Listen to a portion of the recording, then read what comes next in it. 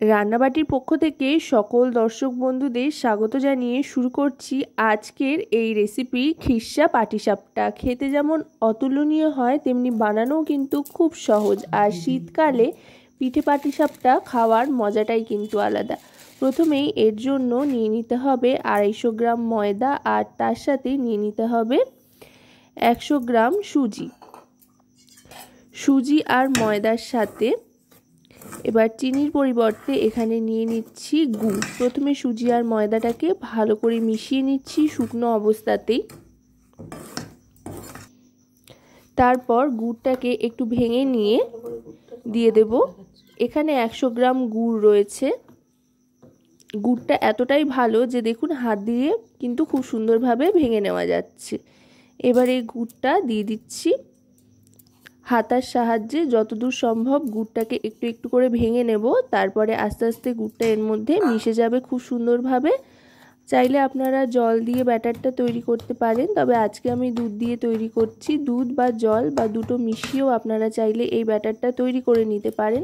আর যদি দুধের ব্যবহার করেন তাহলে অবশ্যই কিন্তু দুধটা আগে একবার ফুটিয়ে নিয়ে ঠান্ডা করে নিতে হবে। এবার এর মধ্যে দিয়ে দেব দুধটা।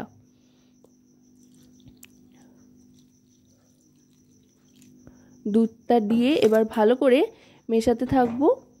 দুধটার সাথে মিশতে মিশতেই কিন্তু খুব সুন্দরভাবে গুড়টা একেবারে গলে যাবে।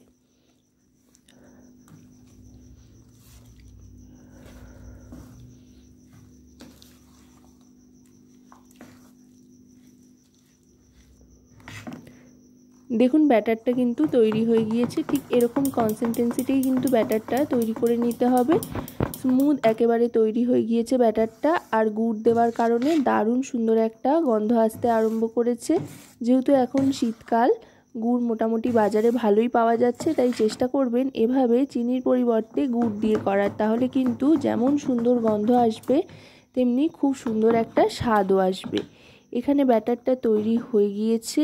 এবার তাওয়া বসিয়ে দেব গ্যাসে।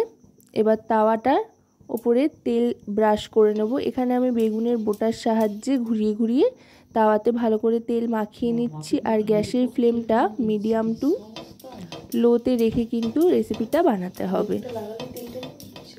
এবার এর মধ্যে দিয়ে দিচ্ছি ব্যাটারটা দিয়ে একটু ঘুরিয়ে নেব। এতে করে এক পিঠটা একটু শক্ত হয়ে আসবে আর ওপরের দিকটাও কিন্তু শুকিয়ে আসবে। এক্ষেত্রে বলবার তেমন কিছু নেই, পুরো ব্যাপারটাই কিন্তু দেখে নেওয়ার। এবার এতে ক্ষীর দিয়ে দেব। যেহেতু খিরসা পাটিসাপটা, ক্ষীরটা কিন্তু আমি বাড়িতেই বানিয়ে নিয়েছি। দুধের সাথে গুড় জাল দিয়ে ক্ষীর বানিয়ে নিয়েছি। আপনারা চাইলে মাখা সন্দেশ পুর হিসেবে ব্যবহার করতে পারেন, আবার এভাবে পুর বাড়িতে বানিয়েও নিতে পারেন ক্ষীর দিয়ে। এবার আস্তে আস্তে খুন্তির সাহায্যে ফোল্ড করে নেব। আশা করব রেসিপিটি আপনাদের ভালো লাগবে। ভালো লাগলে অবশ্যই রান্নাবাটি চ্যানেলটিকে সাবস্ক্রাইব করে লাইক শেয়ার কমেন্টের মাধ্যমে আমাদের পাশে থাকবেন। আর পাশে থাকা বেল আইকনটি অন করে দেবেন সবার আগে সমস্ত রকম নতুন রান্নার নোটিফিকেশান পাওয়ার জন্য। আর যদি আপনারা আমাদের ফেসবুক পেজ থেকে রান্নাটি দেখেন তো অবশ্যই আমাদের ফেসবুক পেজটিকে ফলো করার অনুরোধ রইল। দেখুন কত সুন্দরভাবে কিন্তু তৈরি হয়ে গিয়েছে, প্যানে একটুও লেগে ধরেনি। এবার শুধুমাত্র সার্ভ করার পালা আর তারপরে খাওয়ার পালা। আশা করব রেসিপিটি আপনাদের ভালো লাগবে। ভালো লাগলে অবশ্যই কিন্তু কমেন্টের মাধ্যমে জানাবেন। আপনাদের প্রত্যেকটা মত কিন্তু আমাদের জন্য খুবই গুরুত্বপূর্ণ।